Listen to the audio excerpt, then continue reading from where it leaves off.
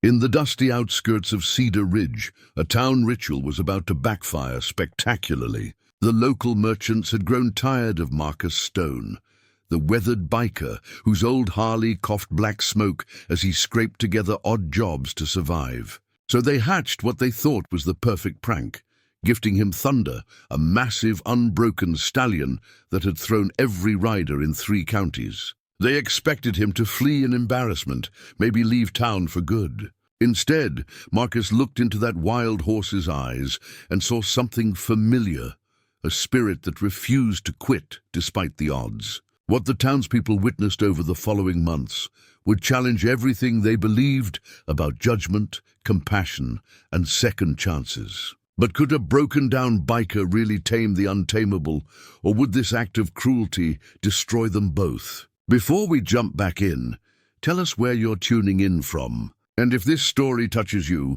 make sure you're subscribed, because tomorrow I've saved something extra special for you. 3 months earlier, Marcus Stone had rolled into Cedar Ridge on fumes and prayers, his 1995 Harley-Davidson Sportster wheezing like an old man climbing stairs. The bike had seen better decades, much like its rider. At 52, Marcus carried the kind of weathered dignity that comes from learning life's hardest lessons the slow way. He'd pulled into Murphy's garage just as the afternoon sun painted the mountains amber. His last $20 bill crumpled in his pocket like a dying leaf. Jim Murphy, a thick-set man with grease permanently embedded under his fingernails, had emerged from beneath a Ford pickup, wiping his hands on a rag that had seen more oil changes than a NASCAR pit crew. "That bike sounds like it's got consumption," Jim had said, not unkindly. "What can I do for you?" Marcus had climbed off the Harley with the careful movements of someone whose body kept a detailed accounting of old injuries. "Looking for work. Mechanical experience. Good with my hands." That first conversation had been brief, practical. Jim needed help with the summer rush, and Marcus needed a roof over his head. The arrangement was simple. Marcus would sleep in his small tent behind the garage, use the facilities after hours, and earn his keep fixing whatever rolled through the bay doors. The work suited him. Marcus had always found peace in the honest conversation between wrench and bolt, the satisfying click of problems solved one turn at a time. His hands moved with the confidence of decades spent coaxing life from stubborn machinery. By the end of his first week, Jim had to admit the drifter knew his way around an engine better than most certified mechanics, but it was Sarah Murphy who first noticed the leather journal Marcus kept in his back pocket. At 28, she'd inherited her mother's gentle spirit and her father's practical intelligence. She helped run the garage's books and often brought lunch to the men working in the bays. "What do you write in there?" she'd asked one afternoon, watching Marcus sketch something during his break. He'd looked up, startled, as if he'd forgotten anyone else existed. "Just thoughts, drawings." She'd glimpsed the page before he closed it, a detailed sketch of a horse's head, noble and alert, surrounded by what looked like mechanical diagrams. The combination struck her as oddly beautiful, this marriage of organic grace and engineered precision. The townspeople of Cedar Ridge had mixed feelings about their temporary resident. Marcus was unfailingly polite, never caused trouble, and paid for his coffee and simple meals with exact change counted carefully from his worn wallet. But he was different. He rode a motorcycle in a town of pickup trucks. He lived in a tent when everyone else had houses. He was quiet in a place where people knew each other's business 3 generations deep. Mrs. Chen, who ran the small grocery store, was among the first to warm to him. She'd watched him help an elderly customer load heavy bags into her car, refusing the tip she'd tried to press into his calloused hands. "Good heart," she told her husband that evening. Quiet man, but good heart. The children were less suspicious. When 8-year-old Tommy Rodriguez's bicycle chain came off during a ride past the garage, Marcus had appeared with a small toolkit and fixed it in minutes, showing Tommy how to prevent it from happening again. Soon, other children began stopping by with mechanical problems, squeaky wheels, loose handlebars, chains that needed adjustment. Marcus never asked for payment, but the children began bringing small gifts. a drawing of his motorcycle, a handful of wildflowers, a perfectly round stone from the creek. He accepted each offering with the gravity of a diplomat receiving state gifts, carefully placing the drawings in his journal and the small treasures in a coffee can on his makeshift workbench. But not everyone appreciated the drifter's presence. Mayor Robert Caldwell, a man who measured his worth in property values and tourist revenue, worried that a transient camping behind the garage sent the wrong message about Cedar Ridge's family-friendly atmosphere. The local business owners shared his concern, though their complaints were couched in more practical terms. "He's taking work from local mechanics," complained Frank Harrison, who ran the competing auto shop on Main Street. Though everyone knew Frank's prices were twice as high and his work half as reliable, "Makes the place look run down," added Martha Phillips, who owned the gift shop that catered to weekend tourists seeking authentic mountain charm. As summer deepened into its full glory, Marcus had established a routine that varied little from day to day. He rose before dawn, folded his camping gear with military precision, and was at work before Jim arrived. He ate simple meals, spoke only when spoken to, and spent his evenings reading in the fading light. His journal open beside him, like a faithful companion. What none of them knew was that Marcus's journal contained more than sketches and mechanical notes. Hidden between its pages were memories of another life, another self, a man who had once understood horses the way he now understood engines, who had built trust with creatures that others had given up as hopeless cases. The Cedar Ridge Town Council met every second Tuesday in the back room of Brennan's feed store, a cramped space that smelled of grain dust and old coffee. The official meetings happened at City Hall, but the real decisions were made here. Among the folding chairs and handwritten agendas that never quite captured what was actually discussed, Mayor Caldwell called the August meeting to order with a sharp rap of his coffee mug against the scarred wooden table. Present were Frank Harrison, Martha Phillips, grocery store owner Bill Hendricks, and Thomas Brennan himself, the wealthiest rancher in 3 counties and the unofficial king of Cedar Ridge's power structure. "We need to discuss the situation at Murphy's," Caldwell began, his voice carrying the practiced authority of a man who'd won 4 consecutive mayoral elections on promises of controlled growth and family values.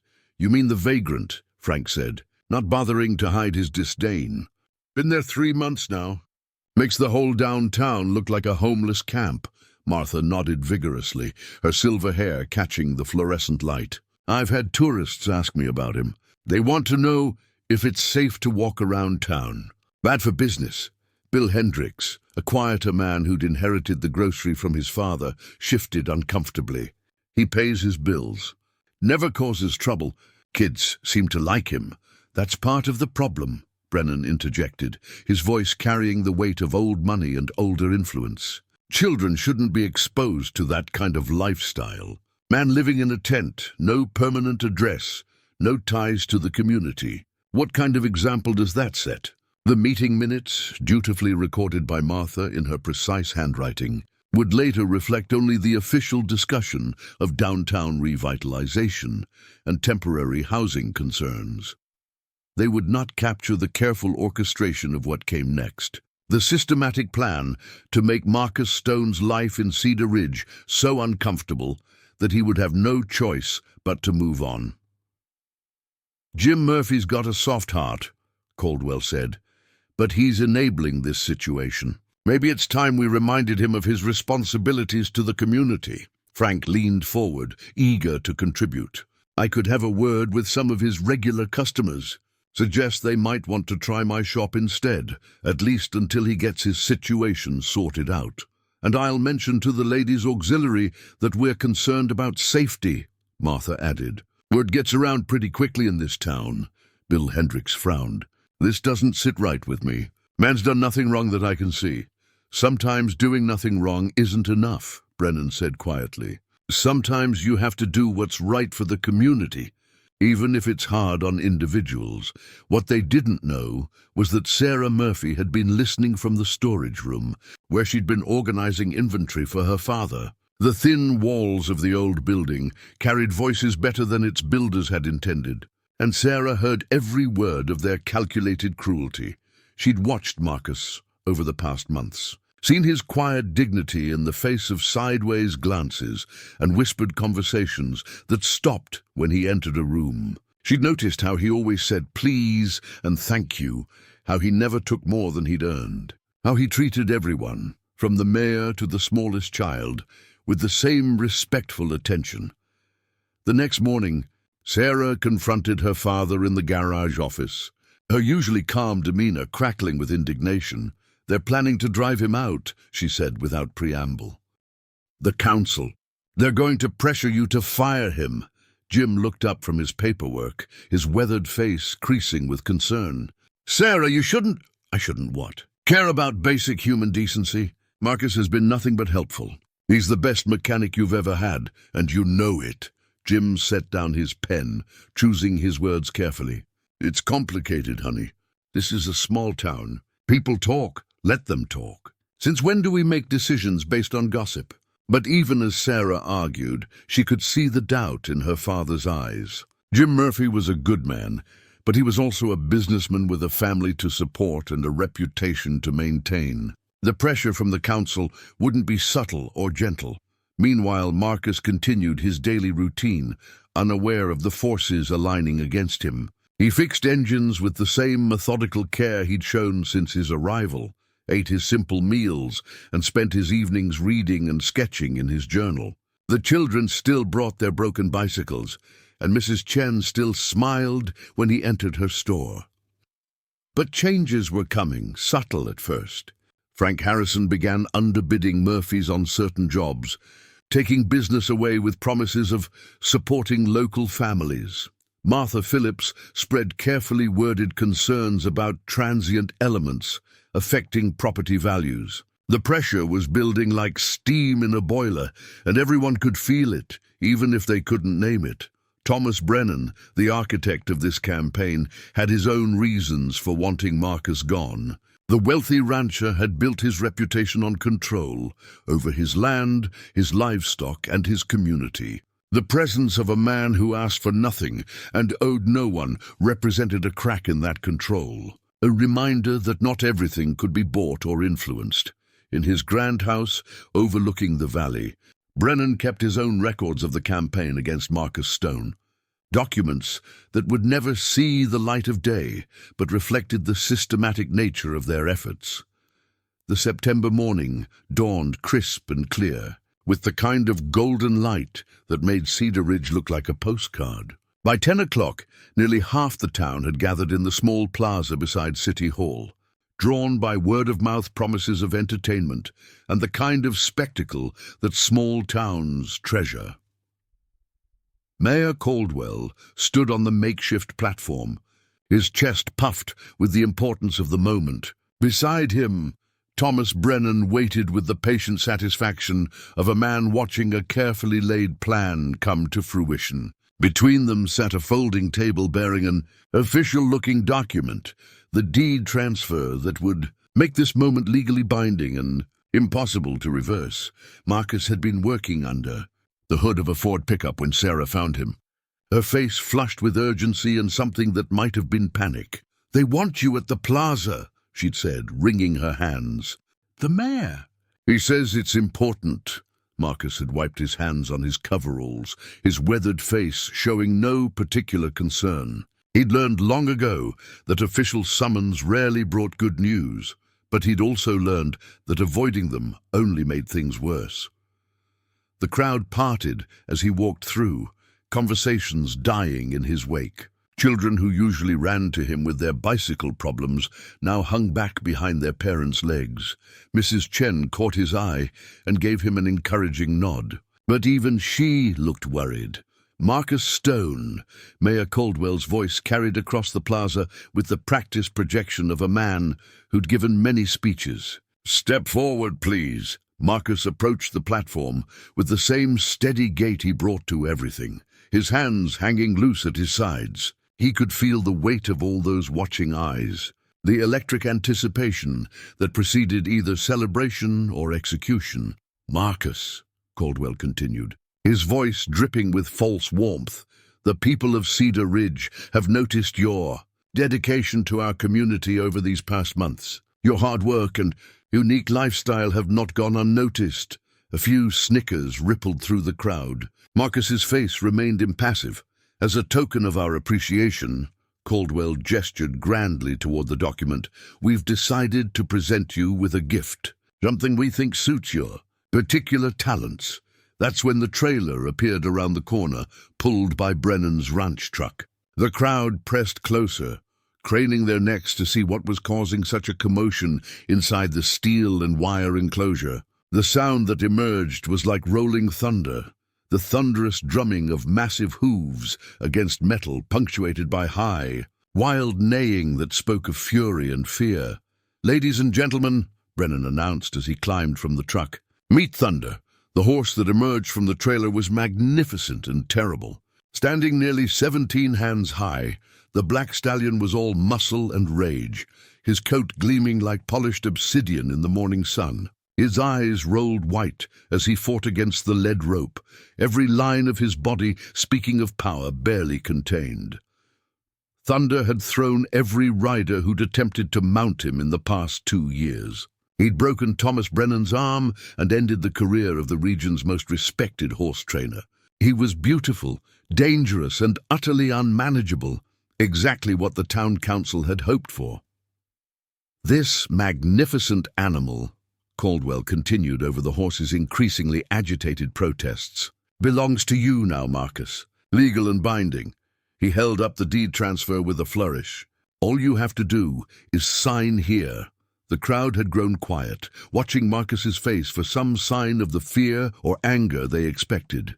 Surely he would refuse. Surely he would recognize this for what it was, a cruel joke designed to humiliate him into leaving town.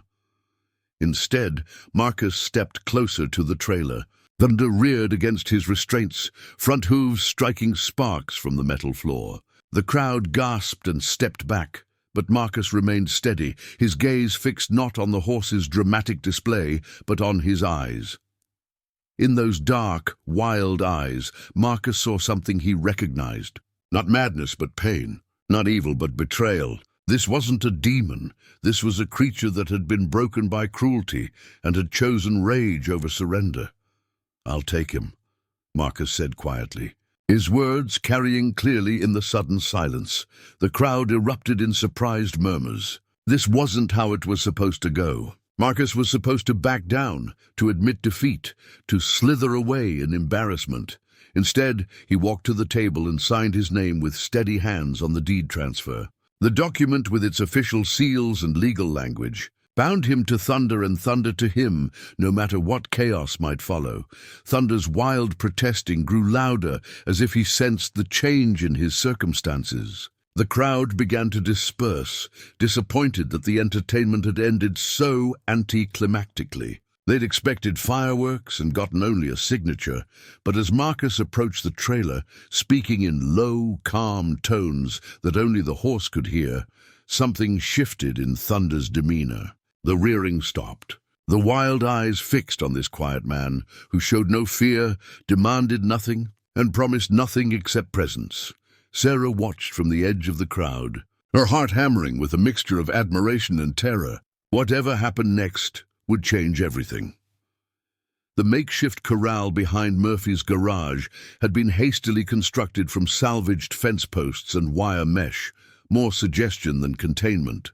As the sun dipped behind the mountains, casting long shadows across the dusty ground, Marcus sat on an overturned crate 20 feet from where Thunder paced the perimeter like a caged predator.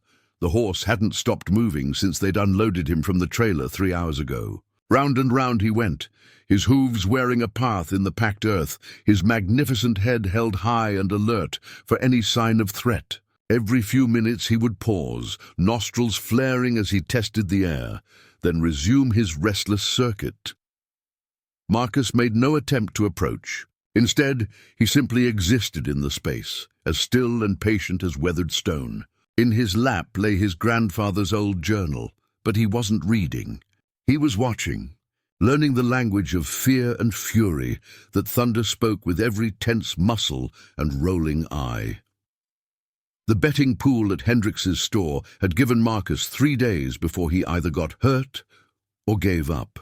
Most money was on 2 days. Frank Harrison had loudly proclaimed that any man fool enough to take on Thunder deserved whatever happened to him, a sentiment that had drawn uncomfortable nods from several townspeople. As darkness deepened, Marcus retrieved a sleeping bag from his tent and spread it near the corral fence.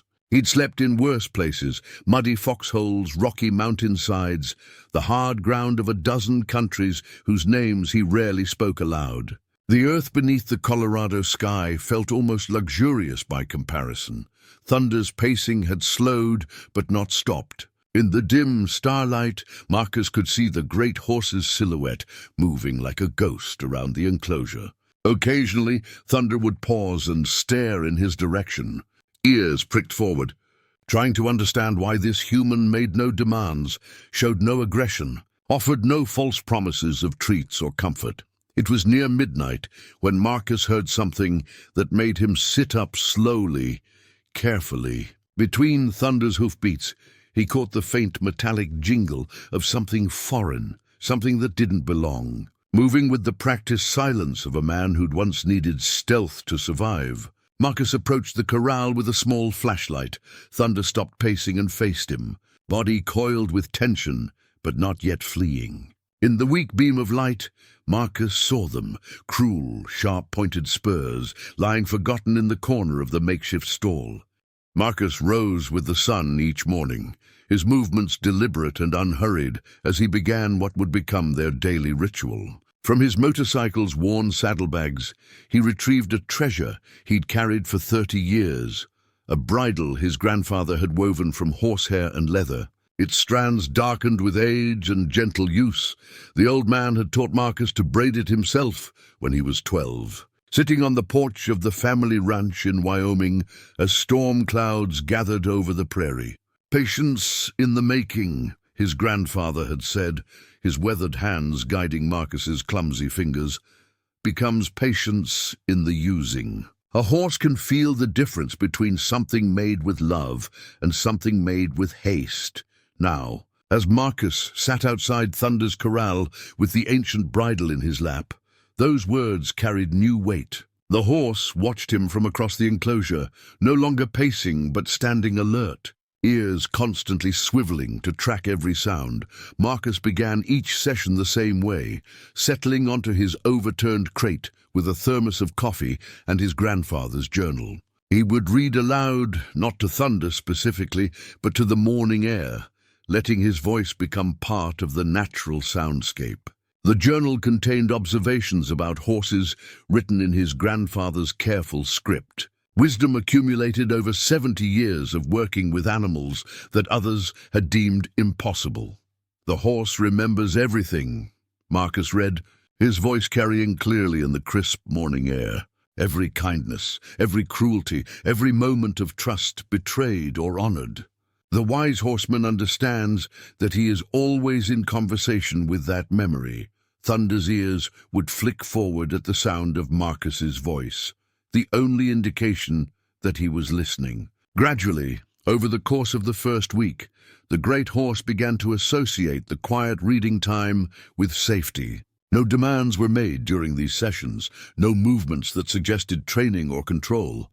Sarah began arriving during the second week, bringing coffee that was actually hot, and sandwiches that contained more than Marcus's usual fare of peanut butter and stale bread. She would sit on an adjacent crate, careful not to disrupt the delicate dynamic between man and horse, and listen as Marcus read from his grandfather's accumulated wisdom. "My father thinks I'm wasting my time," she said one morning, watching Thunder's cautious approach to the near side of the corral. "Are you?" Marcus asked, not looking up from the journal. Sarah considered this, watching the way Thunder's nostrils flared as he tested the air around them. "I don't think so. There's something happening here. Something important." She was right. Thunder was changing, so gradually that the casual observer might not notice. But Marcus saw it in the set of the horse's ears. The decreasing frequency of his startled jumps at sudden sounds. The way he no longer retreated to the far corner when Marcus stood up. The breakthrough came on a Thursday morning in the 3rd week. Marcus was reading a passage about the language of trust when thunder approached the fence directly in front of him. Not the cautious circling of previous days, but a straight-line approach that brought him within 6 feet of where Marcus sat.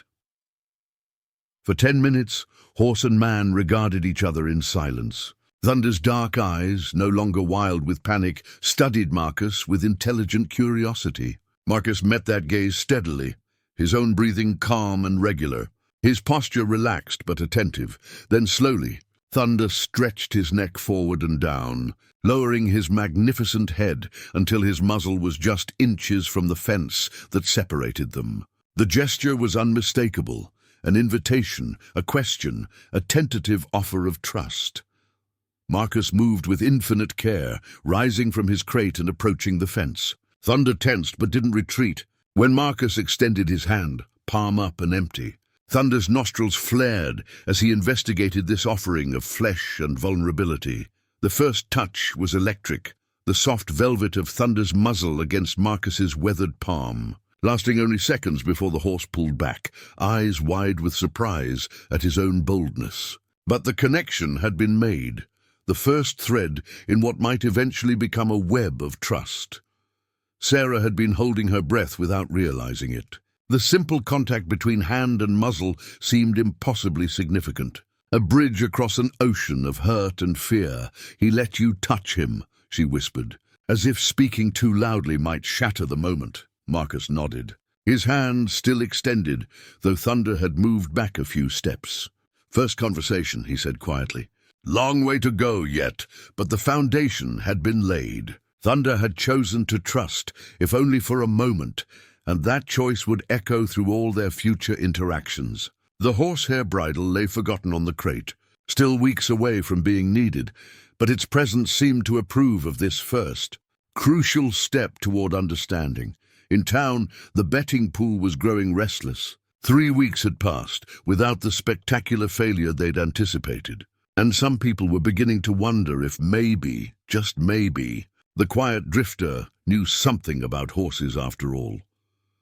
The confrontation at Hendrick's General Store came on a Tuesday morning when the autumn air carried the first hint of winter's approach. Sarah had been selecting ingredients for what had become her routine of bringing proper meals to Marcus when she overheard Martha Phillips holding court near the canned goods aisle.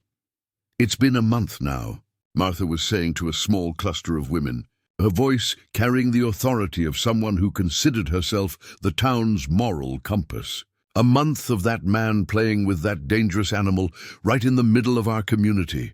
What happens when someone gets hurt? When a child gets too close?" "The horse seems calmer," offered Mrs. Chen quietly, her hands busy arranging produce while she listened. "I see them sometimes early morning. Very peaceful." Martha's laugh was sharp as breaking glass. "Peaceful? That animal hospitalized 2 professional trainers. And now we're supposed to trust some vagrant who lives in a tent." Sarah set down her basket harder than necessary, the sound echoing through the store like a small thunderclap. "His name is Marcus Stone, and he's not a vagrant. He's a skilled mechanic who's working honestly for his keep."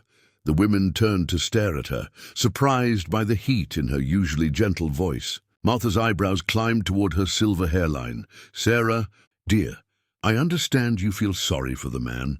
"But I don't feel sorry for him," Sarah interrupted, her cheeks flushing with indignation. "I respect him. There's a difference." She pulled from her purse a small wooden recipe box, its corners worn smooth by her mother's hands. Inside were index cards covered in her mother's careful script, recipes for healing soups, comfort foods, the kind of nourishment that fed more than just the body. "My mother always said you could tell a person's character by how they treated those who couldn't help them in return," Sarah continued, her voice steady now but still carrying an edge. "Marcus fixes children's bicycles for free.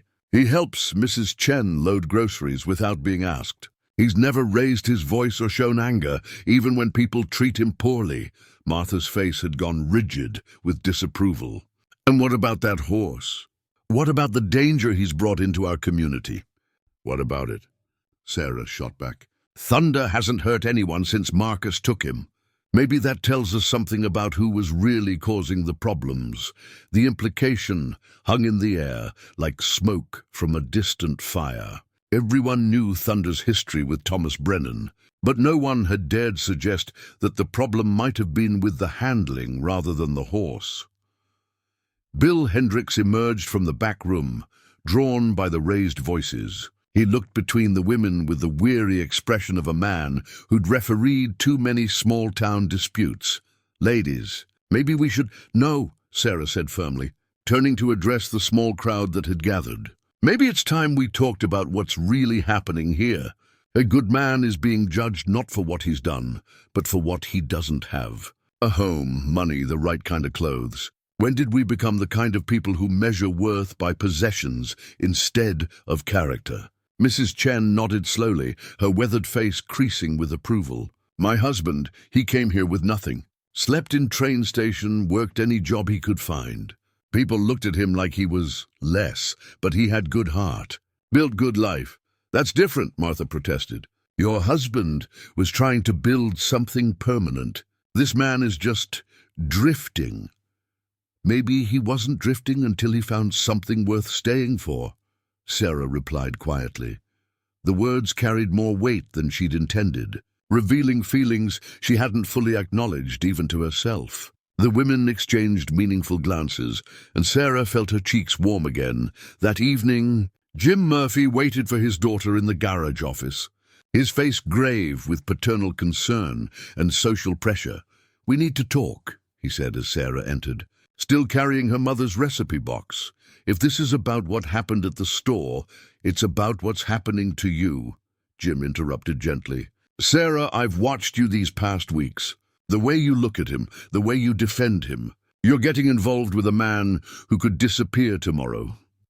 Sarah sat down across from her father, the recipe box cradled in her lap like a shield. "Would that be such a terrible thing? Getting involved with someone who's kind, honest, and skilled? He's not one of us." "What does that mean exactly? He's not from here? Neither was Mom when you married her. He doesn't have money? Neither did we when you started this garage. He's different." "Different how?" Jim struggled to articulate concerns that felt more like instincts than rational thoughts. "The council's been talking. There's pressure to resolve this situation. Resolve it how? Maybe it would be better if he moved on. Found somewhere more suitable." Sarah's grip tightened on the recipe box, her mother's legacy of nurturing and acceptance. "And if he doesn't want to move on? If he's found a reason to stay?"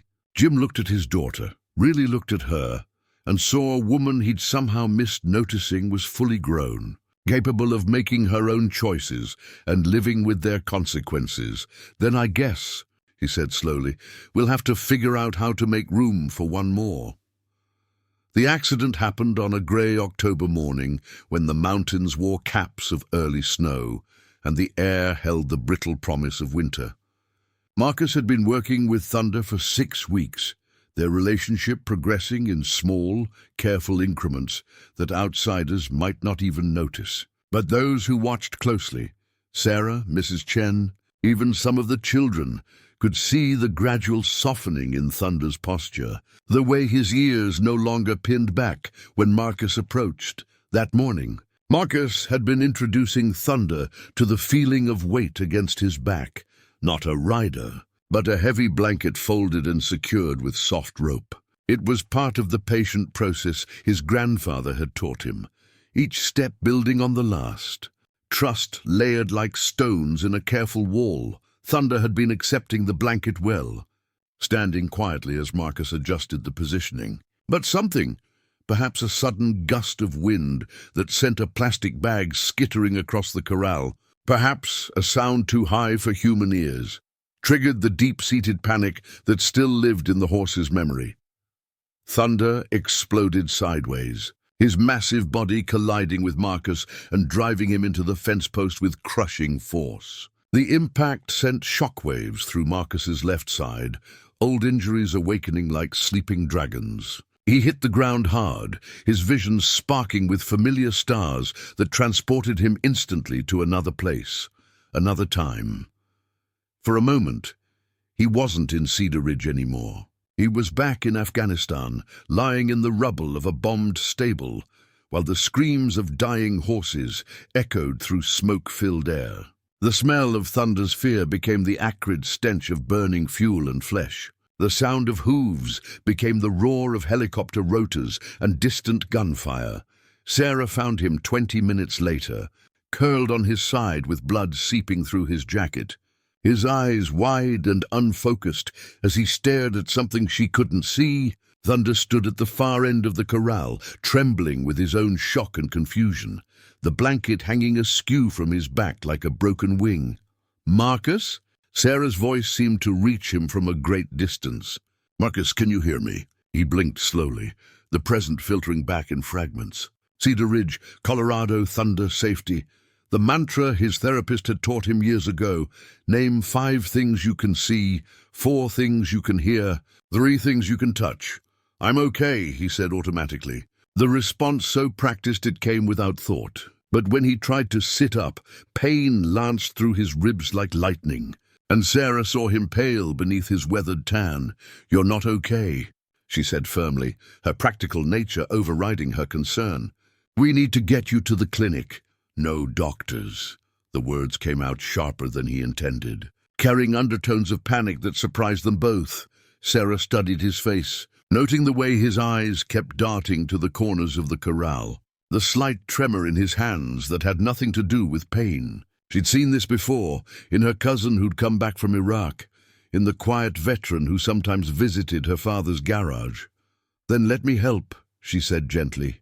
"My place is just a few blocks away. I can clean those cuts and we can figure out what's broken." Marcus wanted to refuse, to maintain the careful distance he'd kept from everyone in town. But the pain in his side was making it hard to think clearly, and Sarah's offer carried the kind of gentle authority that brooked no argument. Her kitchen was warm and bright, filled with the scent of fresh bread and the kind of domestic comfort Marcus hadn't experienced in years. As Sarah cleaned the cuts on his face and hands, he found himself talking, something he rarely did, something that seemed to happen without his conscious permission. "There were horses," he said quietly, staring at his hands while Sarah worked. "In Afghanistan, a village we were trying to protect. They had these beautiful horses, descendants of ancient bloodlines. The insurgents bombed the stable." Sarah's hands stilled for a moment, but she didn't speak, somehow understanding that words would break whatever spell was allowing him to share this burden. "I tried to save them. Got 3 out before the roof came down. Should have been more. Should have been faster." His voice carried the weight of old guilt, old shame that had followed him across continents and years. "How many died?" Sarah asked softly. "Dozen, maybe more. Odd to count in all the smoke and chaos. And how many lived because of you?" Marcus looked up at her then, surprised by the question. 3. 3 horses that would have died if you hadn't been there. 3 lives saved by your actions." Sarah resumed cleaning his wounds, her touch gentle but confident. "That seems like something to remember, not something to forget." Hidden in his motorcycle's toolkit, wrapped in oiled cloth like a sacred relic, was the Purple Heart he'd earned that day. Not for the horses he'd saved, but for the shrapnel that had torn through his body as he carried the last terrified mare to safety. He'd never told anyone about the medal, never displayed it, never drew strength from its recognition. It felt too much like claiming credit for what had been simple necessity. But sitting in Sarah's warm kitchen, feeling the careful tenderness of her ministrations, Marcus began to wonder if maybe there was another way to look at that day, another way to carry its memory forward. Recovery took Marcus 3 days, during which Sarah appointed herself his unofficial guardian, bringing meals and checking his bandages with the efficiency of someone accustomed to caring for others. Thunder spent those same 3 days standing near the fence closest to Marcus's tent, as if keeping vigil over the man he'd accidentally hurt. On the 4th morning, Marcus returned to the corral with careful movements and a rope halter he'd spent the previous evening weaving by hand. The simple construction, Just rough hemp cord worked into loops and knots represented hours of patient craft, each strand placed with the same deliberate care he brought to everything else. Thunder approached him immediately, nostrils flaring as he investigated the scent of herbs and antiseptic that still clung to Marcus's clothes. The horse's ears flickered with what might have been concern, his dark eyes studying the careful way Marcus moved. "Easy, boy," Marcus murmured, his voice carrying the same steady calm it always had. "Not your fault. You got scared, that's all." "We both got scared." He held up the rope halter, letting Thunder examine it thoroughly. The horse sniffed the hemp, tested its texture with his muzzle, and finally, in a moment that made Marcus's breath catch, lowered his head and stepped forward into the loop. It was such a simple gesture, yet it represented a fundamental shift in their relationship. Thunder was choosing to trust, choosing to accept this symbol of partnership rather than domination. Marcus's hands trembled slightly as he secured the halter, not from nerves, but from the profound significance of the moment. "Well, I'll be damned." Marcus turned to see Tommy Rodriguez standing at the fence, his 8-year-old face bright with wonder. The boy had been watching from a distance for weeks, drawn by the mysterious process unfolding in the makeshift corral. "Can I help?" Tommy asked, his voice carrying the earnest intensity that only children could muster. "I mean, if it's okay. My mom said I shouldn't bother you, but—" Marcus studied the boy for a long moment. Tommy was small for his age, with dark hair that perpetually escaped his mother's attempts at combing, and eyes that missed nothing. More importantly, he moved with the kind of natural quiet that suggested an instinctive understanding of animals. "You ever worked with horses before?" Marcus asked. Tommy shook his head. "Just dogs and cats. But I helped Mr. Patterson with his goats once. Goats are good practice. They're honest about what they're thinking." Marcus opened the corral gate, gesturing for Tommy to enter slowly. "First rule, never move faster than you think. Second rule, listen more than you talk." For the next hour, Marcus taught Tommy the basics of reading Thunder's body language, the meaning of ear positions, the significance of weight shifts, the way a horse's breathing reflected his emotional state. Tommy absorbed every word with the intensity of a scholar studying ancient texts. "He's not mean," Tommy observed, watching Thunder's gentle investigation of his small hands. "He's just been hurt." "That's right. Takes time to heal from that kind of hurt. Have to prove you're different from the ones who caused the pain." Sarah arrived with lunch to find Marcus and Tommy working together, the boy carefully offering Thunder handfuls of grass while Marcus guided his movements. The sight stirred something deep in her chest, a vision of what family might look like, what home might feel like with the right person to share it. "Teaching him your grandfather's methods?" she asked, settling onto her familiar crate with a basket of sandwiches. Marcus nodded, his attention still focused on Tommy's interaction with Thunder. "Boys got natural feel for it. Reminds me of myself at that age." They ate in comfortable companionship, the three of them, while Thunder grazed nearby, with the rope halter marking him as a horse, being gentled rather than broken. Other townspeople passed by occasionally, their reactions ranging from curiosity to continued skepticism. "My dad thinks you're wasting your time," Tommy said around a mouthful of sandwich. "What do you think?" Marcus asked. Tommy considered this with the seriousness that children brought to important questions. "I think maybe some things are worth doing, even if they take a long time. Like learning to read, or growing tomatoes, or making friends with horses." Sarah smiled at the simple wisdom in the boy's words. "Your mother raised you right, Tommy Rodriguez. She says the best things in life are the ones you have to wait for," Tommy replied. "Like Christmas and puppies getting old enough to leave their mama." And he trailed off, looking between Marcus and Sarah with the knowing expression of a child who'd noticed things adults thought they were hiding. Marcus felt Sarah's eyes on him and turned to meet her gaze. Something passed between them in that moment, an acknowledgement of feelings that had been growing quietly. Carefully, like trust between a man and a wounded horse, the rope halter gleamed in the afternoon sun. its simple construction representing so much more than mere equipment. It was a bridge between species, a symbol of patience rewarded, a testament to the possibility that even the most damaged spirits could learn to trust again. Sarah discovered the truth by accident, the way most important revelations happen, not through dramatic confrontation, but through the quiet coincidence of being in the right place at the wrong time. She'd been helping her father organize old files in the garage office when she knocked over a stack of automotive magazines, sending them cascading across the floor in a flutter of glossy pages and vintage advertisements. As she gathered them up, a yellowed newspaper clipping slipped from between the pages of a 2018 issue of Motor Trend, landing face up at her feet. The headline made her breath catch: Army unit saves village horses in daring rescue operation.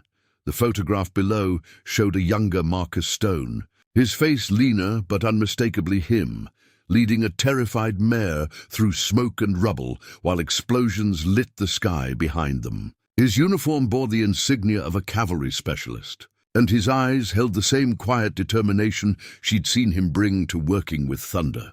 Sarah sank into her father's desk chair, the clipping trembling in her hands as she read the article that would reframe everything she thought she knew about the man sleeping in a tent behind their garage.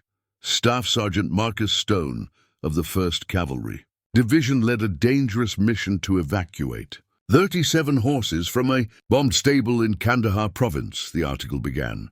Under heavy fire from insurgent forces, Stone and his unit managed to save dozens of animals that represented generations of careful breeding by local villagers. The article went on to describe Marcus's specialized training in equine management, his role in establishing cavalry units for mountain patrol operations, and his innovative techniques for gentling traumatized horses in war zones. It painted a picture of a man whose expertise with horses was legendary within military circles, whose methods had saved not just animals, but the livelihoods of entire communities. Stone's approach to horse psychology, the article quoted a superior officer, revolutionized how we work with animals in combat situations. He can gentle the most traumatized horse using nothing but patience and understanding. It's like he speaks their language. The clipping had been torn from a newspaper, its edges rough and uneven, as if someone had ripped it out hastily. In the margin, someone had written in faded blue ink, "Local hero deserves better homecoming."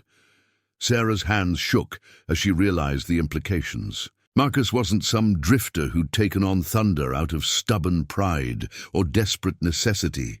He was quite possibly the most qualified person in 3 states to handle exactly this kind of situation. His quiet confidence with thunder wasn't luck or intuition. It was expertise earned through years of specialized training and real-world application. But if he was such an expert, why was he living in a tent? Why was he letting people treat him like a vagrant when he was actually a decorated veteran with skills that any ranch would pay handsomely to employ? The answer came to her with sickening clarity as she remembered his reaction to Thunder's accident.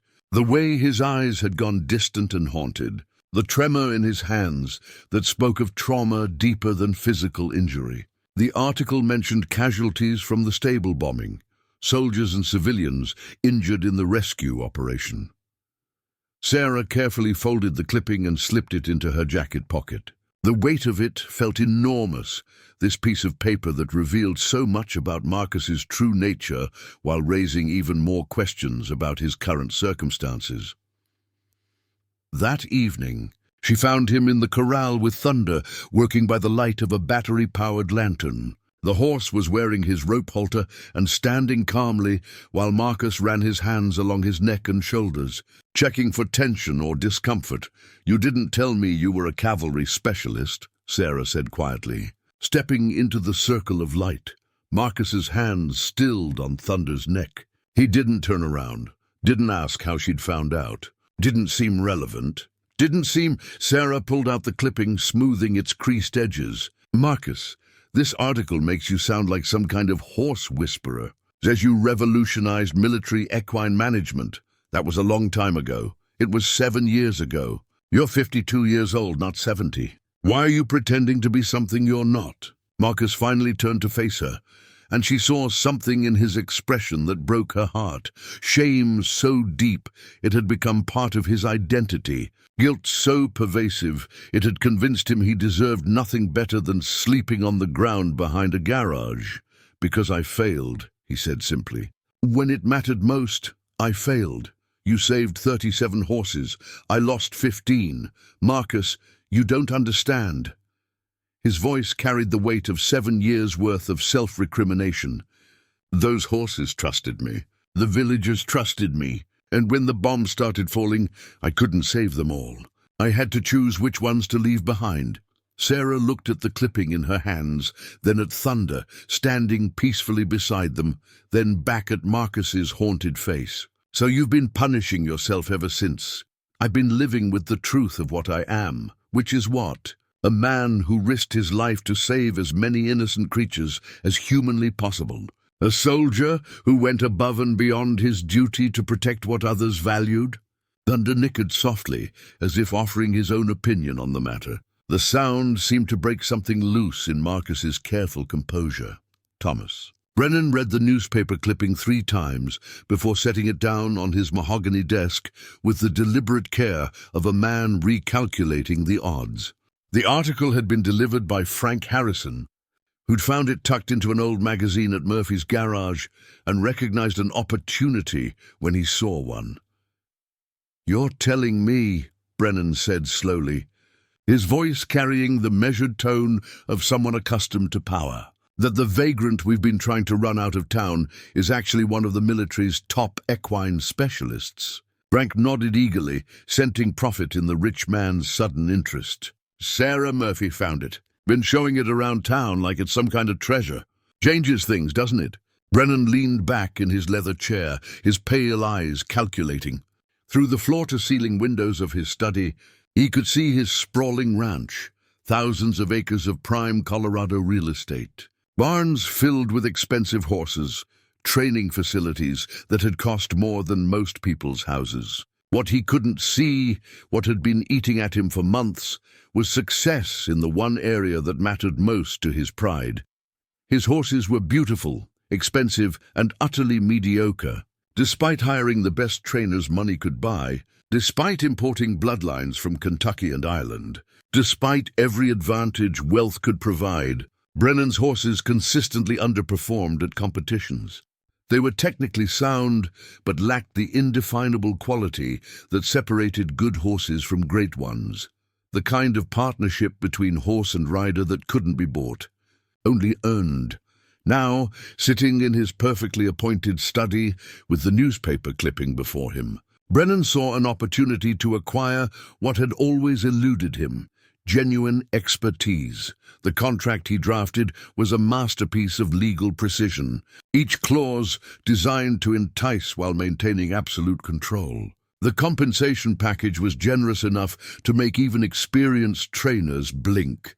A 6-figure salary, full benefits, housing on the ranch, and a substantial signing bonus. In return, Marcus would oversee all equine operations at Brennan Ranch, developing training programs and working with problem horses that other experts had given up on.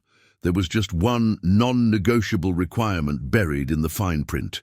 The position required exclusive commitment, full-time residence on the ranch, and immediate availability.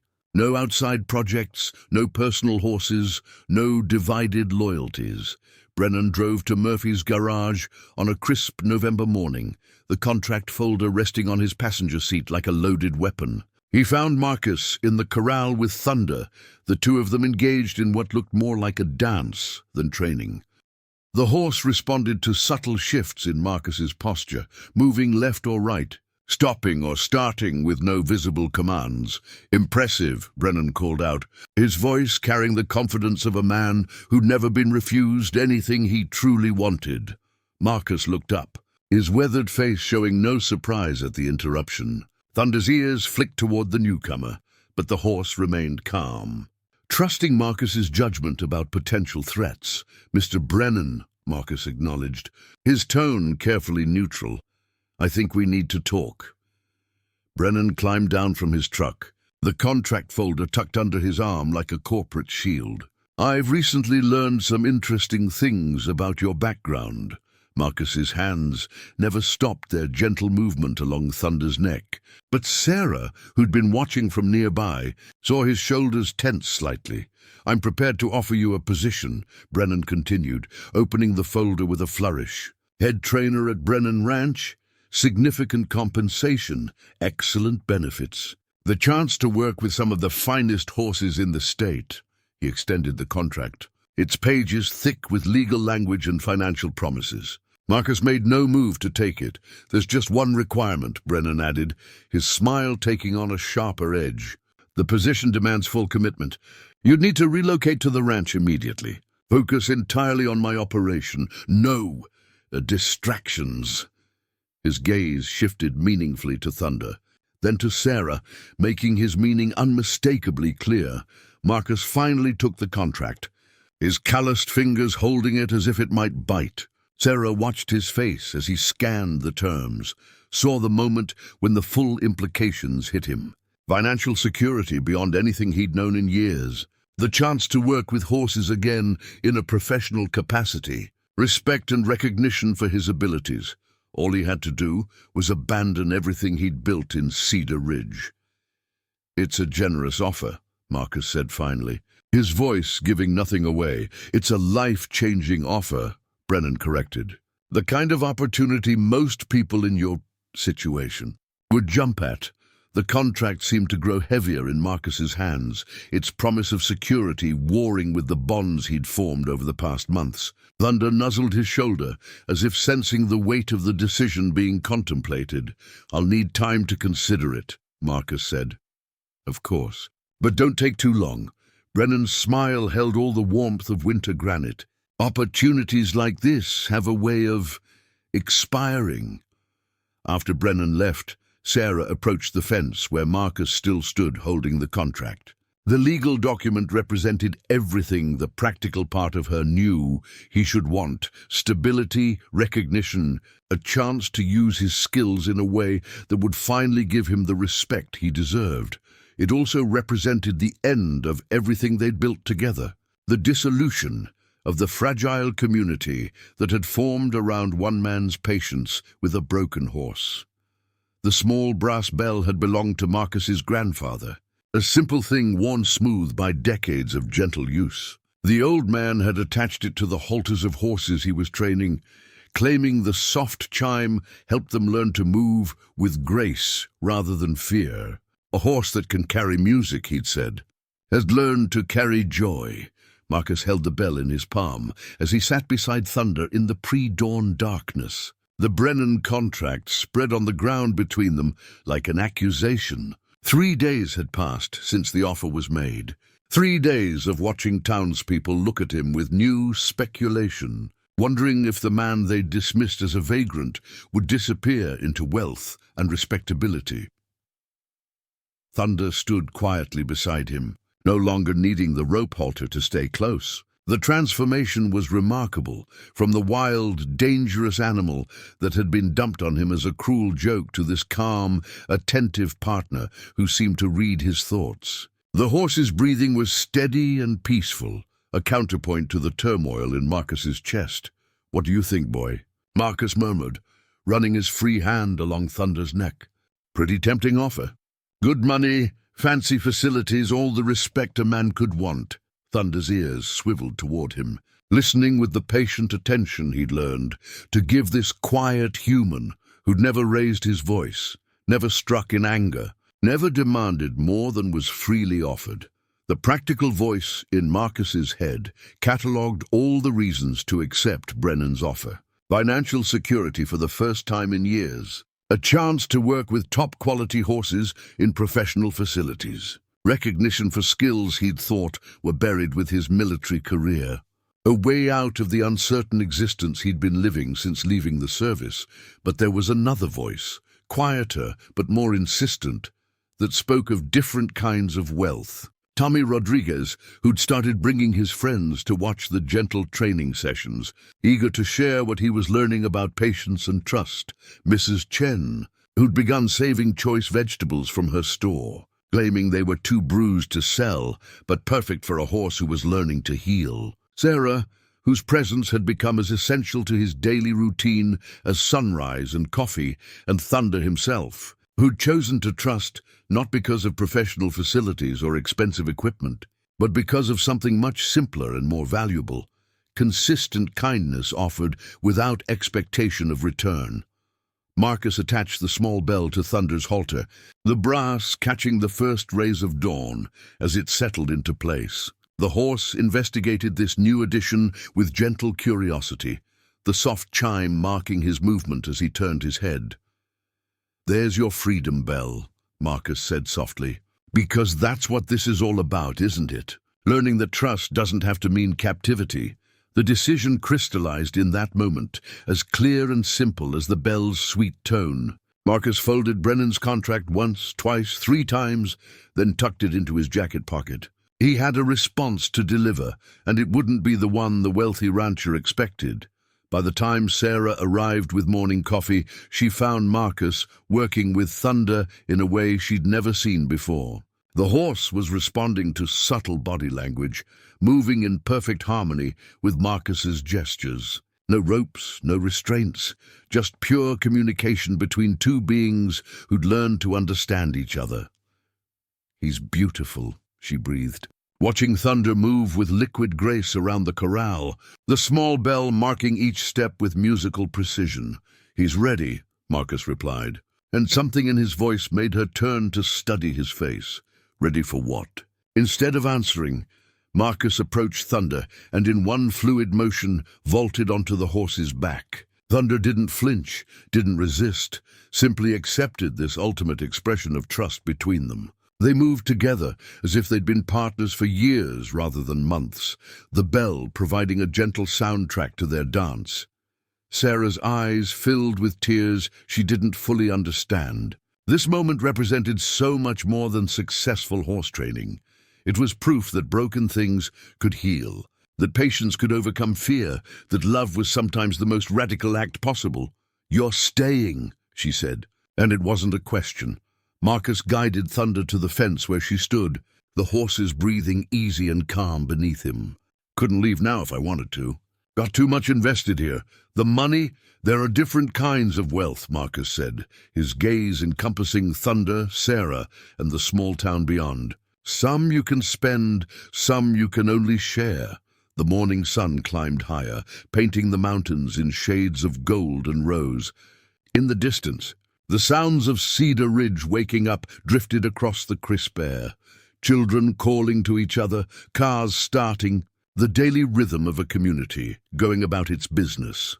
Tommy Rodriguez appeared at the fence as if summoned by some invisible signal, his young face bright with excitement at seeing Thunder carrying a rider for the first time. "Are you going to teach me to ride like that?" he asked, his voice filled with the absolute confidence that only children possessed. "If that's what you want to learn," Marcus replied, dismounting with the same easy grace he'd shown mounting. "But first, you'll need to understand what this bell means." He touched the small brass ornament gently, setting it chiming in the morning air. "It means freedom earned through trust, partnership built on respect, and the understanding that the most valuable things in life can't be bought, only given freely." The petition began with Mrs. Chen's careful signature, her weathered hand moving across the paper with the deliberate precision of someone who understood the weight of her words. "I support Marcus Stone and Thunder," she wrote beneath her name, her English stilted but her meaning crystal clear. By noon, the document had grown to include 24 signatures. By evening, it stretched across 3 pages, filled with names representing half the permanent residents of Cedar Ridge. Sarah had organized the effort with the efficiency of someone who'd finally found a cause worth fighting for, walking door to door with the petition tucked under her arm, like a shield. The legal challenge had arrived that morning via certified mail. delivered by a courier who'd driven up from Denver with papers that bore the seal of Brennan's high-powered law firm. The documents claimed that Thunder had never been legally transferred to Marcus, that the original gift ceremony had been conducted without proper authority, and that the horse remained the rightful property of Thomas Brennan. "It's a sham," Sarah had declared after reading the filing. "Everyone knows Brennan gave Thunder away because he couldn't handle him. Now that Marcus has proven it's possible, he wants the horse back."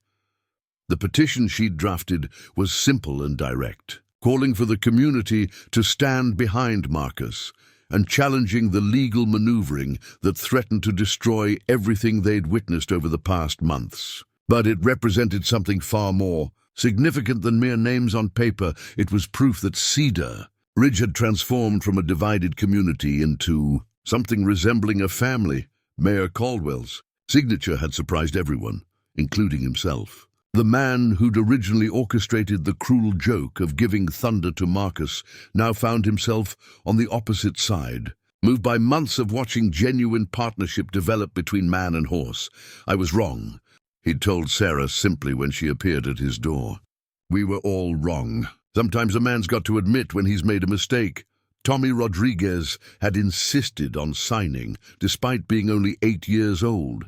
His childish handwriting, a bold declaration that age was no barrier to understanding justice. His mother, Maria, had added her own signature below his, along with a note in Spanish that roughly translated to "Children see truth more clearly than adults."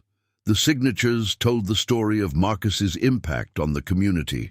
Jim Murphy, who'd overcome his initial reservations about his daughter's involvement with the drifter. Bill Hendricks, who'd witnessed Marcus's quiet dignity in countless small interactions. Even Frank Harrison, whose competitive nature had eventually given way to grudging respect for Marcus's mechanical skills. Each name represented a small victory over the prejudice and fear that had initially greeted Marcus's. A rival, Mrs. Patterson, the elderly widow who lived alone with her cats, had signed because Marcus had once spent an hour fixing her fence without being asked. The Kowalski family had added their names after Marcus helped their teenage son repair his motorcycle, teaching him valuable lessons about both engines and patience. But the most surprising signature belonged to Martha Phillips, the same woman who'd led the charge against Marcus at Hendrick's store. Her conversion had come gradually, watching through her shop window as Marcus worked with Thunder, seeing something in their relationship that reminded her of her late husband's gentle way with animals. "I misjudged him," she'd admitted to Sarah, her voice thick with something that might have been shame. Misjudged what kind of man he really was. The petition had become more than a legal document. It was a testament to the power of quiet consistency, proof that character could overcome first impressions, given enough time and patience. As word of Brennan's legal challenge spread through town, the signatures kept coming, each one a small act of defiance against the kind of wealth and influence that thought it could reshape reality through legal manipulation. Marcus learned about the petition when Tommy brought it to the corral, the boy's face glowing with the importance of his mission. "Everyone signed it," Tommy announced proudly. "Well, almost everyone. Even the mean lady at the gift shop." Marcus read through the names slowly, recognizing faces and voices from months of small interactions. People who'd once crossed the street to avoid him had put their names on paper, supporting him. Neighbors who'd whispered about his presence now declared their faith in his character. "This is quite something." "Dee," he said quietly, his voice thick with emotion he didn't try to hide. "Sarah says it's for the judge," Tommy explained. "So he'll know that we want you to keep Thunder. And what do you want, Tommy?" The boy considered this with the seriousness he brought to all important questions. "I want you to stay and teach me everything you know about horses. And I want Thunder to be happy. And I want the mean man to stop trying to take things that don't belong to him." Marcus folded the petition carefully, tucking it into his jacket pocket where it rested against his grandfather's journal. The weight of community support felt strange after years of carrying his burdens alone, but it was a good kind of strange, the kind that reminded him what he'd been fighting for all along. Thunder approached the fence, drawn by the sound of their voices, his freedom bell chiming softly with each step. The horse had no understanding of legal challenges or property rights, but he understood something far more fundamental: the difference between a relationship built on fear and one built on trust. The real battle was just beginning. The Cedar Ridge Community Center had never hosted anything quite like this. Folding chairs borrowed from 3 different churches filled the main hall, while Judge Patricia Morrison presided from behind a card table that had been draped with an American flag to lend gravity to the proceedings. The makeshift courtroom buzzed with nervous energy as nearly the entire town gathered to witness what felt less like a legal hearing and more like a trial of their collective conscience. Thomas Brennan sat at the plaintiff's table with his Denver attorney, a sharp-suited man whose every gesture radiated expensive confidence. Their case was built on technicalities and documentation, property records, veterinary bills, registration papers that supposedly proved Thunder's ownership had never legally transferred. Marcus occupied the defendant's table with a court-appointed lawyer who'd driven up from Grand Junction that morning, looking overwhelmed by the attention this small-town dispute had generated. Between them lay a manila folder containing what would prove to be the most damning evidence against Brennan's claims. "Your Honor," Brennan's attorney began, his voice carrying the polished authority of someone accustomed to winning through superior resources. "This is a simple matter of property law. My client's horse was temporarily removed from his premises without proper legal transfer. The subsequent ceremony, conducted by the town, was well-intentioned but legally meaningless. Judge Morrison, a weathered woman in her 60s who'd spent decades mediating disputes in rural Colorado, listened with the patient expression of someone who'd heard every possible variation of human foolishness. "Mr. Stone's attorney," she said, "would you like to present your client's case?" The young lawyer stood nervously, shuffling through his papers. "Your Honor, we contend that Thunder was legally gifted to Mr. Stone in a public ceremony, with proper documentation and witnesses. Documentation that was prepared without authority," Brennan's attorney interjected smoothly. "The mayor had no legal right to transfer property belonging to my client." That's when Mrs. Chen rose from her seat in the gallery, her small frame somehow commanding attention despite her quiet voice. "Your Honor," she said in her careful English, "may I speak?" Judge Morrison studied the elderly woman with interest. "This is your community, Mrs. Chen. What would you like to tell the court?"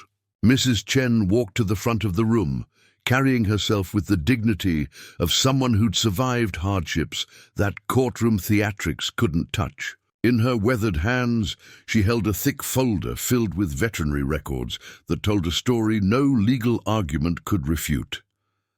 "I bring evidence," she said simply, opening the folder. "Thunder's medical records from Dr. Patterson's clinic show what happened to horse under Mr. Brennan's care." The document she spread across the judge's table painted a horrifying picture of systematic abuse disguised as training. X-rays showing healed fractures from spurs driven too hard. Treatment records for lacerations that spoke of whips used without restraint. Sedation logs indicating a horse kept chemically compliant when natural methods failed.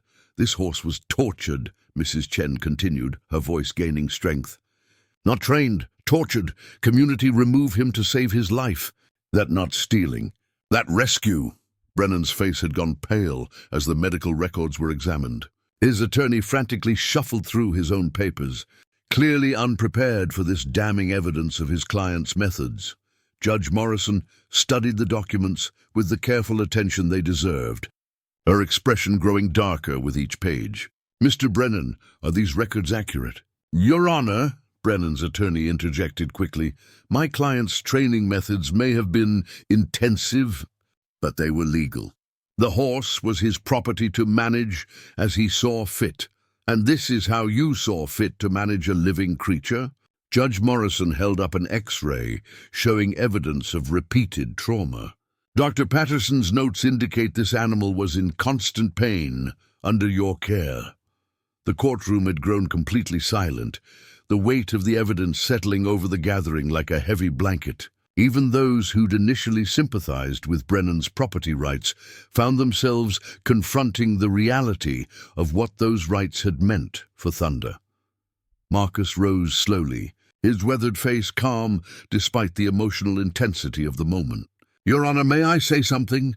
Judge Morrison nodded. "Mr. Stone, this concerns you more than anyone. Please speak.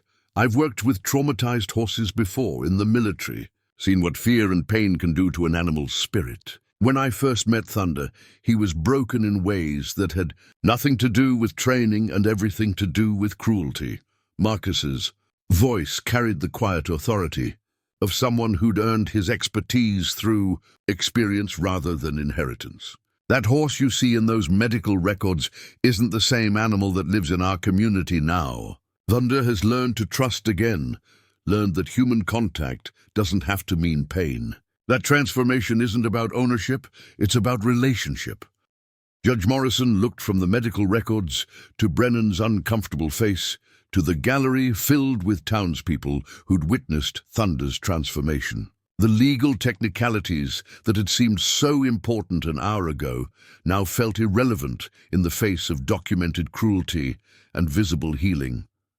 "This court," she said finally, "will recess for 1 hour while I review all evidence and testimony." Judge Morrison returned to the makeshift courtroom with the measured pace of someone who understood that her words would echo far beyond the walls of the Cedar Ridge Community Center. The gallery had remained packed during the recess, townspeople unwilling to leave despite the November chill that had crept into the building.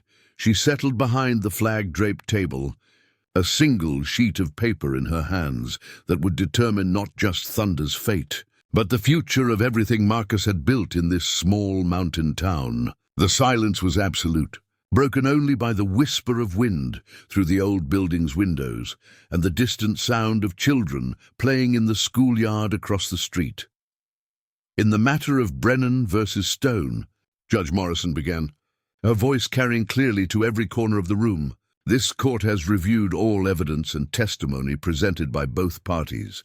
Thomas Brennan leaned forward in his chair, his expensive attorney beside him radiating the kind of confidence that came from years of winning cases through superior resources and legal maneuvering. They'd built their argument on property law, documentation, and the fundamental principle that ownership was ownership, regardless of how that ownership was exercised.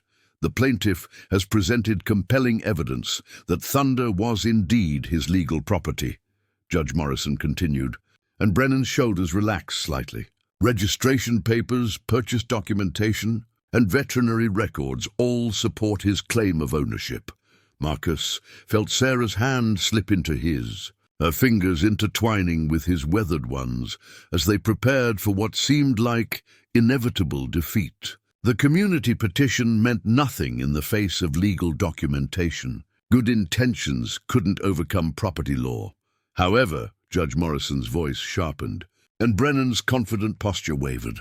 This court has also reviewed extensive evidence of systematic animal abuse, cruelty, that violates not only the moral standards of this community, but the legal standards of animal welfare established by the state of Colorado.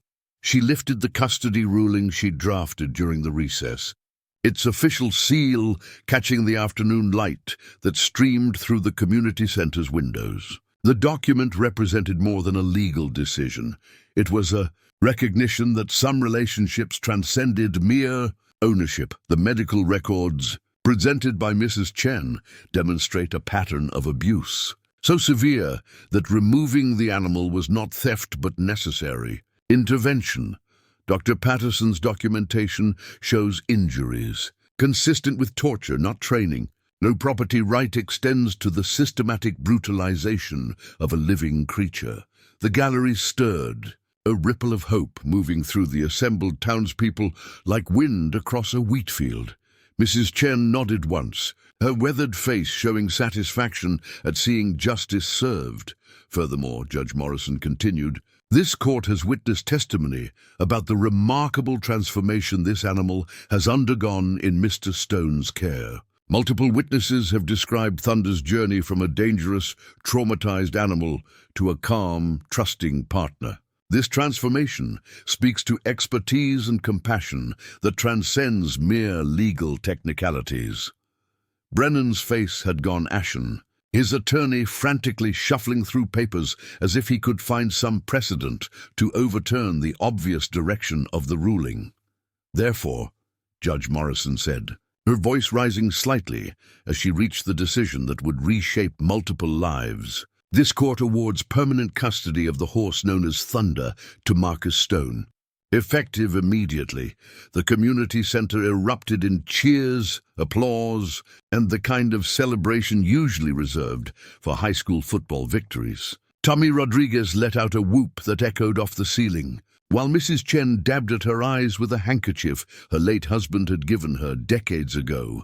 Marcus sat in stunned silence for a moment, the reality of the decision washing over him like warm rain after a long drought. Thunder was truly his now, not through some twisted joke or temporary arrangement, but through legal recognition of the bond they'd built together.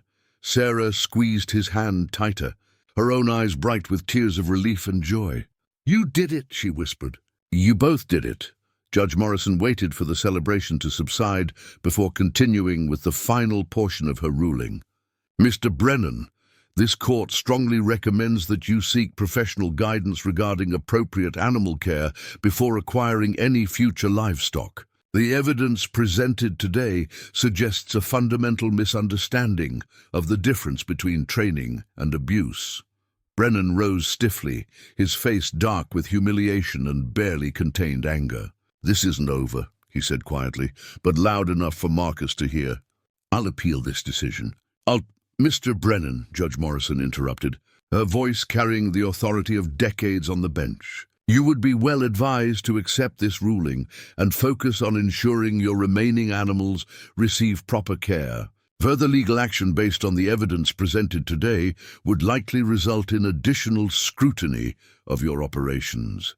The threat was delicately phrased, but unmistakably clear. Brennan's attorney tugged at his sleeve, whispering urgent advice about cutting losses and avoiding further exposure. After a moment of internal struggle, Brennan stalked from the courtroom, his exit marking the end of his attempt to reclaim what he'd lost through his own cruelty. Marcus stood slowly, the custody ruling in his hands feeling both weightless and incredibly heavy. This simple piece of paper with its official seals and legal language represented the first time in years that the law had recognized his right to protect something he loved. "Thank you," he said to Judge Morrison, his voice thick with emotion he didn't try to hide. "Thank the community that stood up for both of you," she replied, gesturing toward the gallery filled with neighbors who'd become family. "Justice isn't just about law, Mr. Stone. Sometimes it's about people choosing to do what's right." 6 months after the hearing, Marcus woke in a real bed for the first time in over a year, morning sunlight streaming through curtains that Sarah had hung in the small apartment above Murphy's garage. The space wasn't much, a bedroom, kitchenette and sitting area that Jim Murphy had converted from storage, but it felt like a palace. Compared to the tent that had been home for so long, the engagement ring he'd crafted lay on the nightstand beside Sarah's side of the bed, its simple design reflecting everything he'd learned about the value of patience and careful attention to detail. He'd woven strands of Thunder's mane into silver wire, creating something that captured both strength and gentleness in its humble construction. When he'd proposed 3 months ago, Sarah had cried at the thoughtfulness of incorporating Thunder into this symbol of their commitment. The sound of voices from the corral below drew him to the window. Thunder stood in the center of the enlarged enclosure that the community had built together, surrounded by a half-dozen children, ranging from Tommy Rodriguez to the mayor's granddaughter visiting from Denver. The great horse wore his freedom bell and a smile that seemed impossible on an animal that had once been considered dangerous. Marcus pulled on his clothes and headed downstairs, stopping in the garage office where Jim Murphy was reviewing the week's receipts. The older man looked up with the kind of satisfied expression that came from watching his business thrive under the partnership he'd never expected to want. "Morning coffee's ready," Jim said, gesturing toward the pot that had become a daily ritual. "Sarah's already out there with the kids." Through the office window, Marcus could see his fiancée leading what had become the Saturday morning riding lesson, her natural teaching ability complementing his technical expertise. The children listened with rapt attention as she explained the importance of approaching thunder calmly. "Respectfully, hard to believe it's been 6 months, Jim continued, his voice carrying the wonder of someone whose life had changed in ways he was still processing. "Remember when I was worried about you being a bad influence on Sarah?" Marcus accepted the offered coffee, its warmth spreading through his hands like a benediction. "You had every right to be concerned. Stranger rolls into town, living rough, no prospects. Shows what I knew about reading character." Jim's expression grew thoughtful. "My wife would have seen it right away. She always said the measure of a man wasn't what he owned, but how he treated those who couldn't do anything for him. Outside, Thunder lowered his great head to allow 8-year-old Emma Caldwell to stroke his forehead. The same animal who'd once been too dangerous for professional trainers, now serving as a gentle teacher for nervous children. The transformation seemed miraculous to those who'd witnessed Thunder's early days in Cedar Ridge. But Marcus understood it was simply the natural result of consistent kindness replacing systematic cruelty. Tommy Rodriguez had become Marcus's unofficial apprentice, his natural feel for horses blossoming under careful guidance. The boy spent every free moment at the corral, absorbing lessons about patience, respect, and the quiet language that existed between humans and animals. His progress had been remarkable. Last week he'd successfully bridged Thunder for the first time, the horse accepting the young rider with the same calm trust he showed Marcus. "Marcus," Tommy's voice carried across the yard, "can we practice the Liberty work today?" Liberty work, training horses to respond without ropes or restraints, pure communication based on mutual respect and understanding. It was advanced technique that most riders never attempted, but Tommy had shown such promise that Marcus had begun introducing the concepts. "After everyone else has their turn," Marcus called back, finishing his coffee. "Patience first, remember?" The lessons had become one of Cedar Ridge's most popular weekend activities, drawing families from neighboring towns who'd heard about the miraculous transformation of both horse and rider. Parents brought children who were struggling with confidence or behavioral issues. Drawn by stories of Thunder's healing power and Marcus's gentle teaching methods, Mrs. Chen emerged from her store carrying a bag of apples, her weekly contribution to the riding program. At 78, she'd become one of Thunder's most devoted supporters, claiming the horse's presence had brought luck and prosperity to the entire town. "Beautiful morning for riding," she said, offering Marcus an apple. "Thunder look happy today," she was right.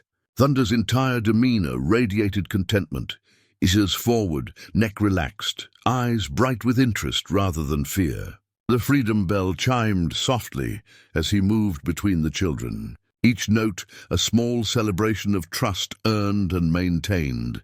The engagement ring's design had been inspired by this very scene, Marcus realized as he watched Sarah guide a nervous 9-year-old through his first mounting attempt. The intertwining of different elements, silver and hair, strength and gentleness, human and animal, creating something more beautiful than any individual component could achieve alone. "Mr. Stone?" Emma Caldwell's small voice drew his attention. "Sarah says you're going to marry her." "That's the plan," Marcus replied seriously, treating her question with the gravity that children's concerns deserved. "Will Thunder be at the wedding?" Marcus looked across the corral where the great horse stood patiently as Tommy adjusted his position in the saddle. The freedom bell, marking each gentle step with musical accompaniment, wouldn't be complete without him. The ribbon-cutting ceremony took place on a crisp April morning. exactly 1 year after Thunder had first arrived in Cedar Ridge as an instrument of intended humiliation. Now, the same corral had been transformed into the centerpiece of something unprecedented, the Cedar Ridge Community Horse Therapy Program. The first of its kind in 3 counties. Judge Morrison had driven up from Grand Junction to officiate, her presence lending gravity to what many considered the most significant development in the town's 100-year history. The certificate she carried bore the official seal of the Colorado Department of Health, recognizing the program as a licensed therapeutic facility. Mayor Caldwell stood at the podium that had been erected beside the expanded stables. The same man who'd once orchestrated Thunder's cruel gifting, now preparing to celebrate its transformation into community healing. The irony wasn't lost on anyone present, least of all the mayor himself. "Ladies and gentlemen," Caldwell began, his voice carrying across the gathering of nearly 200 people, "we're here today to celebrate something that none of us could have imagined a year ago. What began as—" He paused, clearly struggling with how to characterize the original event. What began as a misguided attempt at humor has become a source of healing and hope for our entire region. In the crowd, Marcus stood beside Sarah, her hand resting on the gentle swell of her belly where their child grew. At 5 months pregnant, she radiated the kind of contentment that came from finding exactly where she belonged in the world. Tommy Rodriguez pressed close to Marcus's other side, his young face bright with pride at being part of something so important. Thunder stood in the demonstration area, no longer the wild, dangerous animal that had terrorized 3 counties. His coat gleamed with health and careful grooming, his eyes alert but calm as he watched the proceedings. The freedom bell still hung from his halter, its gentle chiming now associated with peace rather than the harsh sounds of his earlier life. "The transformation we've witnessed," Caldwell continued, "speaks to the power of patience, expertise, and community support. Under Marcus Stone's guidance, what was once considered an impossible situation has become a model for therapeutic intervention." Mrs. Chen stepped forward from the crowd, carrying a folded American flag that had belonged to her late husband. At 82, she moved slowly but with purpose, her weathered face showing the satisfaction of seeing justice prevail over cruelty. "This flag," she said in her careful English, "flew over our store for 40 years. My husband always said it represent hope for better tomorrow. Today, we see that hope fulfilled." She presented the flag to Marcus, who accepted it with the gravity the gesture deserved.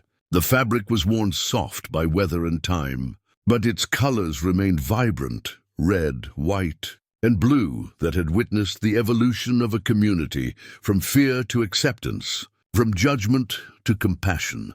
The program itself had attracted attention from universities and therapy centers across the region. Dr. Elizabeth Warren from Colorado State University's veterinary program had documented Thunder's transformation, calling it unprecedented in terms of trauma recovery and behavioral modification. Her research papers would eventually influence therapeutic horse programs nationwide, but the real measure of success stood in the crowd itself. Maria Santos, whose autistic son had been helped by Thunder's patient presence. Bill Henderson from the neighboring town, whose teenage daughter had overcome her fear of large animals through careful work with the gentle giant. The Robertson family, whose youngest child had found confidence and coordination through the riding program. "Today," Judge Morrison announced, stepping forward with the ceremonial scissors, "we officially recognize the Cedar Ridge Community Horse Therapy Program as a licensed therapeutic facility, serving children and adults throughout the region." The ribbon fell away in 2 pieces, symbolically opening a new chapter for the community that had learned to see possibility where others saw only problems. The crowd erupted in applause, cheers echoing off the surrounding mountains like a celebration of redemption itself. Thunder seemed to understand the significance of the moment, stepping forward with his characteristic grace as children rushed to greet him. His freedom bell chimed in harmony with their laughter, creating a soundtrack of joy that would have seemed impossible during those first dark days of his arrival. Marcus watched the scene unfold with the quiet satisfaction of someone who'd finally found his purpose. The certificate in his hands felt heavier than its simple paper construction, suggested it represented official recognition of something he'd learned long ago in his grandfather's wisdom and his military service, that healing was possible for even the most damaged spirits, given enough time, patience, and love. "Proud of you," Sarah whispered, squeezing his arm as their future child stirred within her. "Proud of all of us," Marcus replied, his gaze encompassing Thunder, the celebrating children, and the community that had chosen growth over prejudice. The therapeutic horse program would go on to help hundreds of people over the coming years, its success measured not in dollars or recognition, but in lives transformed, confidence rebuilt, and spirits healed. The certificate would hang in the office of the new community center, but the real testament to its success would live in the hearts of those who'd experienced the magic of trust between human and horse. Mrs. Chen's flag flew proudly over the facility, its presence a reminder that hope was always possible, even in the darkest circumstances. For those willing to see past surface appearances to the healing potential that lived beneath. The new leather journal felt foreign in Marcus's weathered hands as he sat on the porch of the small house he and Sarah had bought on the edge of town. 2 years had passed since Thunder's arrival, and the blank pages before him seemed to demand something more hopeful than the dark reflections that had filled his grandfather's old notebook. Inside the house, Sarah hummed a lullaby to their 6-month-old daughter, Emma Grace, named for the elderly woman who'd become Thunder's first young admirer, and for the grace that had transformed all their lives. The baby's soft breathing through the open window provided a gentle counterpoint to the evening sounds of Cedar Ridge settling into peaceful sleep. Thunder grazed in the pasture beside the house, his freedom bell catching the last rays of sunset as he moved with the easy contentment of an animal who'd forgotten what fear felt like. At 12 years old, the great horse had mellowed into something approaching wisdom, his patient nature making him the perfect teacher for the dozens of children who came to the therapy program each week.